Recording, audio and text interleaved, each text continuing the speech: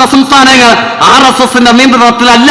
എന്നിട്ടും 2025 മാത്രം RSS ചെയ്യാൻ ധൈര്യം കാണിച്ചിരുന്ന, അതായത് ഇന്ത്യൻ വർഗീയതയുടെ ആഘോഷത്തെ, ഇന്ത്യൻ വർഗീയതയുടെ പ്രവാചകന്റെ മുമ്പിൽ മുട്ടിലിഴഞ്ഞ് നിലവിളക്ക് കൊളുത്തി ഭാവി സംഘപരിവാർ ആവേശത്തിന് മുന്നേറ്റത്തിന് ഞാൻ തന്നെ നിലവിളക്ക് കൊളുത്തുമെന്ന് 2006 പറവൂരിനോടും കേരളത്തോടും പ്രഖ്യാപിച്ച മതനിരപേക്ഷ കേരളത്തിന്റെ വഞ്ചകനാണ് കേരളത്തിന്റെ പ്രതിപക്ഷ നേതാവ് എന്ന് പറയുന്നത്.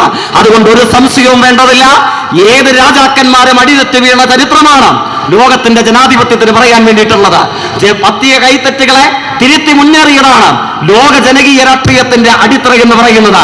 ഹിറ്റ്ലർ തെരഞ്ഞെടുക്കപ്പെട്ടത് കൂട്ടക്കൊലയിലൂടെയും വിപ്ലവത്തിലൂടെയും മാത്രമായിരുന്നില്ല, ഒരു പാർലമെന്റ് തെരഞ്ഞെടുപ്പിലൂടെയായിരുന്നു. പക്ഷേ ആ കൈത്തെറ്റിനെ എങ്ങനെ ജർമ്മനി തിരുത്തി? മുസോളിനി തെരഞ്ഞെടുക്കപ്പെട്ടത് ഇറ്റലിയിൽ നടത്തപ്പെട്ട തെരഞ്ഞെടുപ്പിലൂടെയായിരുന്നു.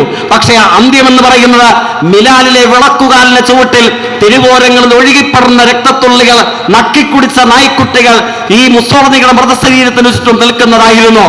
കേരളത്തിനെ ശത്രുതാപൂർണമായി സമീപിക്കാനാണ് അധമരാഷ്ട്രീയത്തിന്റെ കേരളീയ മുഖമായി ഇപ്പോൾ നിൽക്കുന്ന പ്രതിപക്ഷ നേതാവ് ശ്രമിക്കുന്നതെങ്കിൽ അങ്ങേക്കുള്ള വിധി ജനകീയ കേരളത്തിന്റെ കോടതിയിൽ നിശ്ചയമായും പറവൂരിലെ ജനത കാത്തുവെച്ചിട്ടുണ്ട് എന്ന് മാത്രം സൂചിപ്പിച്ചുകൊണ്ട് കേരളത്തിന്റെ മുന്നേറ്റങ്ങൾക്ക് നാന്ദി കുറിക്കാൻ കരുത്തോടുകൂടെ മുമ്പോട്ടേക്ക് പോകാൻ ഇവിടെ ഒത്തുചേർന്ന മുഴുവൻ സഖാക്കളെയും ഒരാകാശം നിറഞ്ഞ സ്നേഹത്തോടുകൂടെ ഊഷ്മളമായി രാജ്യത്തെ യുവജന പ്രസ്ഥാനത്തിന് വേണ്ടി അഭിവാദ്യം ചെയ്തുകൊണ്ട് അവസാനിപ്പിക്കുന്നു. അഭിവാദനം.